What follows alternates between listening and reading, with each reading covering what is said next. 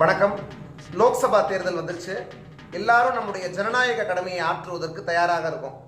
இந்த தேர்தல் பரபரப்பில் இந்த ஒரு எலெக்ஷன் காலகட்டத்தில் பல வருடங்களுக்கு முன்னாடியே இசைஞானி இளையராஜா அவர்களுடைய இசையில் வந்த ஒரு பாட்டு இன்றைய காலகட்டத்துக்கு மட்டும் கிடையாது. இன்னும் எத்தனை ஆண்டுகள் ஆனாலும் எத்தனை தேர்தல்கள் வந்தாலும் எல்லா தேர்தலுக்கும் பொருந்துற மாதிரியான ஒரு பாட்டை அன்னைக்கே இசைஞானி இளையராஜா அவர்களுடைய இசையில் நம்ம கேட்டிருக்கோம்.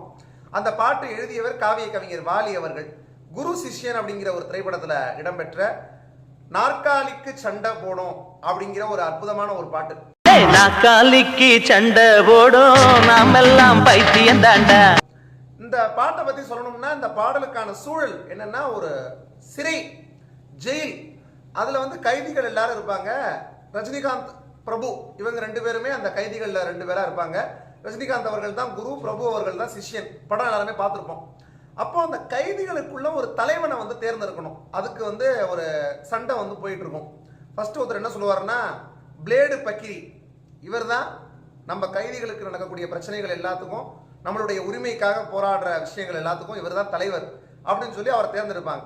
உடனே இன்னொருத்தர் என்ன சொல்லுவாருன்னா, தலைவெட்டி முனியன் தான் தலைவராக இருக்கணும், இந்த கைதிகள் எல்லாருக்கும் பிளேடு பக்கிரிக்கு அந்த தலைவர் தகுதி கிடையாது அப்படின்னு சொல்லி அவர் சொல்ல, உடனே இன்னொருத்தர் எந்திரிச்சு அவர் என்ன சொல்லுவாருன்னா, அந்த கைதி, நான் இது வரைக்கும் 116 தடவை ஜெயிலுக்கு போயிருக்கேன், எனக்கு தான் தலைவராக இருக்கிறதுக்கான தகுதி இருக்கு, இந்த ரெக்கார்டு வேற யார்ட்டையாவது இருக்கா அப்படின்னு சொல்லி ஒரு கைதிகளுக்குள்ள யார் தலைவர் அப்படிங்கிறதுக்கே அந்த நாற்காலியில உட்கார்றதுக்கே ஒரு பயங்கர ஒரு கலவரமாயிரும் அந்த இடமே. உடனே பிரபு அவர்கள் குருவை கூப்பிடுவார், குரு அப்படின்னு சொல்லி விசில் அடிச்சு கூப்பிடுவாரு. உடனே ரஜினிகாந்த் அவர்கள் பாடிட்டே வருவாரு, நாற்காலிக்கு சண்டை போடும் நாமெல்லாம் பைத்தியம் தாண்டா, நான் சொன்னா கேட்பது யாரு, நானும் நீ பேப்பரை பாரு அப்படின்னு சொல்லி ரஜினிகாந்த் அவர்கள் பாடிட்டு வருவார். உண்மையாவே ஒரு தேர்தலில் வாக்களிக்கிறதோட நம்முடைய வேலைங்கிறது முடிஞ்சிருது. ஆனா பதவியை பிடிக்கிறதுக்கு ஒவ்வொரு வேட்பாளர்களும் படக்கூடிய பாடுங்கிறது கொஞ்ச நெஞ்ச பாடு கிடையாது. அவங்க நல்லவங்களா கெட்டவங்களா வல்லவங்களா இது எல்லாத்தையும் தாண்டி அந்த வெற்றி இலக்கு அப்படிங்கிறத நோக்கி நகர்றது அப்படிங்கிறதே ஒரு மிகப்பெரிய ஒரு போர் தான் வேட்பாளர்களை பொறுத்த வரைக்கும். அதை பார்க்கும்போது நமக்கு காமெடியா இருக்கும். இந்த எலெக்ஷன்ல ஓட்டு போட்டு இந்த ஓட்டு ரிசல்ட் வர்ற வரைக்கும் நம்ம சிரிச்சுட்டு இருப்போம். அதுக்கப்புறம் அவங்க நம்மளை பார்த்து சிரிச்சுட்டு இருப்பாங்க, நம்ம கண்ணத்துல கை வச்சுட்டு உட்காந்துருப்போம். இதுதான் ஒவ்வொரு எலெக்ஷன்லையும் நடக்குது. எலெக்ஷன் முடிஞ்சதுக்கு அப்புறமும் நடந்துகிட்டு இருக்கு ஒரு தடவையும். இது எல்லாத்தையும், அதாவது இந்த நாற்காலிக்காக பதவிக்காக என்னெல்லாம் பண்றாங்க ஒவ்வொரு வேட்பாளர்களும் அப்படிங்கிறது எல்லாத்தையும் ஒரு நக்கலா ஒரு நையாண்டியா ஒரு பாட்டுல சொல்லணும். இதுதான் பாட்டுக்கான சூழல்.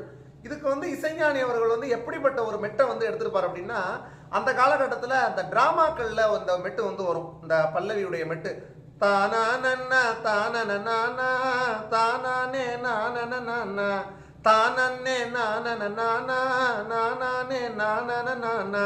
நீங்க நவராத்திரி படம் பார்த்துருந்தீங்கன்னா தெரியும், ஒரு நீளமான ஒரு மேடை நாடகம் ஒன்று வரும் கேவி மகாதேவன் அவர்களுடைய இசையில். அதுல கூட அந்த மெட்டு வந்துட்டு போறதை நீங்க பார்க்கலாம்.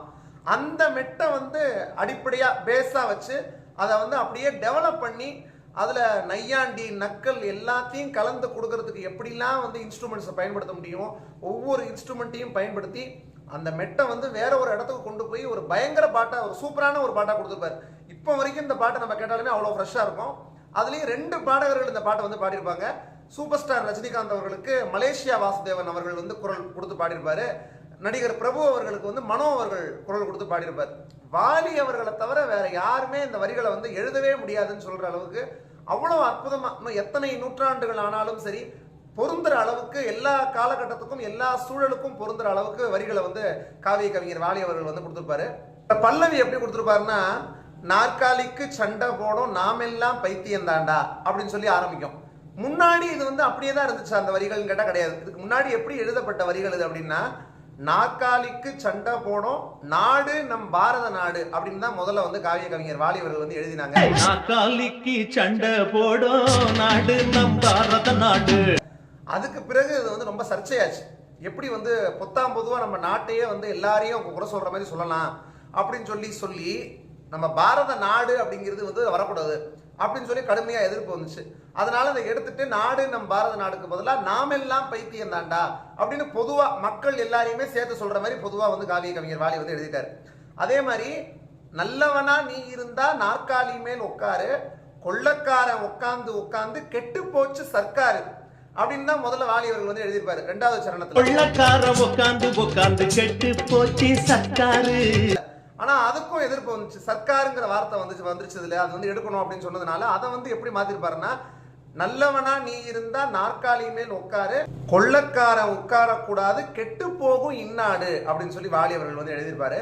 பாட்டு ஆரம்பத்துல இருந்து கடைசி வரைக்கும் படு வேகமா போகும். நடுவில் வரக்கூடிய இந்த இசையா இருக்கட்டும், இடை இசை எல்லாமே ரொம்ப அற்புதமா இருக்கும்.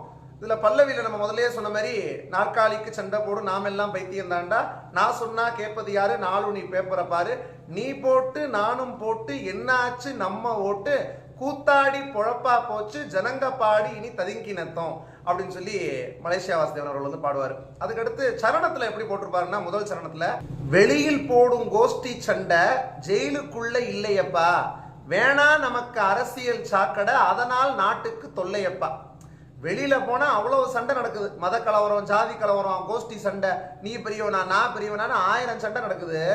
அதுக்கு வந்து ஜெயிலில் இருக்கிறதே பெரிய தேவலை, எவ்வளவோ வேணா நமக்கு அரசியல் சாக்கடை அதனால் நாட்டுக்கு தொல்லையப்பா. கதவுக்குள்ள வந்தா எல்லாரும் கம்பி என்ன வேணும், நாற்காலி பதவிக்குள்ள போனா ஊழல் பண்ணி நோட்டை என்ன வேணும், ஜெயிலுக்குள்ளதான் திருட்டும் இல்ல, மோசடி வழக்கு புரட்டும் இல்ல, ஏ விடுதலை வேணாம் விட்டுறப்பா, ஜெயிலே அதுக்கு பெட்டரப்பா, கூத்தாடி பொழப்பா போச்சு ஜனங்க பாடின்னு ததுங்கினத்தான். மொத்தத்துல நாட்டில் போய் வாழ்ந்து அங்க இருக்கிற கொடுமைகளை அனுபவிக்கிறதுக்கு ஜெயிலே அதுக்கு பெட்டர், ஜெயிலில் நாங்கள் வாழக்கூடிய வாழ்க்கையே எவ்வளவோ பரவாயில்ல அப்படின்னு சொல்லி நாட்டில் இருக்கிற கொடுமைகளை வந்து சாடக்கூடிய விதத்தில் ரொம்ப நக்கலா இந்த முதல் சரணத்தில் காவிய கவிஞர் வாலி அவர்கள் வந்து வரிகளை போட்டிருப்பாரு. அதுக்கப்புறம் 2வது சரணத்தில் அரசியல்வாதிகள் இன்னும் கடுமையாவே சாடியிருப்பார் வாலி அவர்கள். நல்லவனா நீ இருந்தா நாற்காலி மேல் உட்காரு, கொள்ளக்காரன் உட்காரக்கூடாது, கெட்டு போகும் இந்நாடு, ஆட்டை பிடிச்சு கடிச்சான் அப்புறம் மாட்டை பிடிச்சு கடிச்சான், நீட்டி படுத்து கிடந்தா நாளைக்கு நம்மையும் பிடிச்சு கடிப்பான், எல்லாரும் பொதுவா சம்பாதிச்சான், பொஞ்சாதி புள்ளைக்கு சேர்த்து வச்சான், என்னான்னு கேட்க ஆள் இல்லையே, ஒரு பொன்னான தலைவன் எங்க இல்லையே, கூத்தாடி பொழப்பா போச்சு ஜனங்க பாடினி ததுங்கினத்தான் அப்படின்னு சொல்லி நம்மளுடைய குறைகளை வந்து போக்குவதற்கு ஒரு தலைவன் வந்து இங்க இல்லையே, வர்ற தலைவர்கள் பூரா இப்படியே இருக்காங்களே, கொள்ளை அடிக்கிறவனா ஊழல் பண்றவனா தான் எல்லாருமே இருக்கானே தவிர நமக்கு ஒரு பொன்னான தலைவன் கிடைக்கலையே அப்படிங்கிற ஒரு ஆதங்கத்தையும், அரசியல்வாதிகள் அப்ப இருக்கிறவங்க எப்படி இருக்காங்கிற அந்த ஒரு சாடல் எல்லாத்தையும் சேர்த்து இந்த வரிகளில் வந்து வாலி அவர்கள் வந்து கொடுத்துருப்பாரு. உண்மையாவே இப்போ இந்த தேர்தலுக்கு இந்த பாட்டை நீங்க வந்து கேட்டீங்கன்னா கூட இப்பவும் அவ்வளவு அற்புதமா பொருந்துதே, இப்பயும் பொருந்துற மாதிரி வாலி அவர்கள் அப்பவே எழுதியிருக்காருன்னு சொல்லி நம்மளை வந்து அப்படியே ஆச்சரியப்பட வைக்கக்கூடிய ஒரு பாட்டு இந்த பாட்டு. இந்த பாட்டில் பிரபு அவர்களும் சரி, ரஜினிகாந்த் அவர்களும் சரி மிகச்சிறப்பாக வந்து அதுக்கு வந்து நடனம் ஆடி வாய் அசைச்சு உயிர் கொடுத்துருப்பாங்க தான் சொல்லணும். ஏன்னா ஸ்க்ரீனில் பார்க்கும்போது அவ்வளோ நல்லா இருக்கும். வாலி அவர்களுடைய வரிகள், மலேசியா வாசுதேவன், மனோ, இசைஞானி இளையராஜா, இவங்க எல்லாரும் சேர்ந்து இந்த பாட்டு வந்து ஒரு மறக்க முடியாத பாட்டாக வந்து நமக்கு வந்து கொடுத்துருக்காங்க. இப்படி ஒரு அற்புதமான பாடல் நீங்களும் வந்து கேட்காதவங்க போய் கேளுங்க, கண்டிப்பாக யூடியூப்ல இருக்கும். இந்த பாடல் பற்றி உங்களுடைய கருத்துக்களையும் கீழே கமெண்ட்ஸை சொல்லுங்க. நம்ம இது மாதிரி வேற எந்த பாட்டை பற்றி பேசணும்னு நினைக்கிறீங்களோ அதையும் கீழே கமெண்ட் பண்ணுங்க, நம்ம அதை பற்றி பேசுவோம். தொடர்ந்து பல்வேறு வீடியோக்களில் சந்திப்போம். நன்றி, வணக்கம்.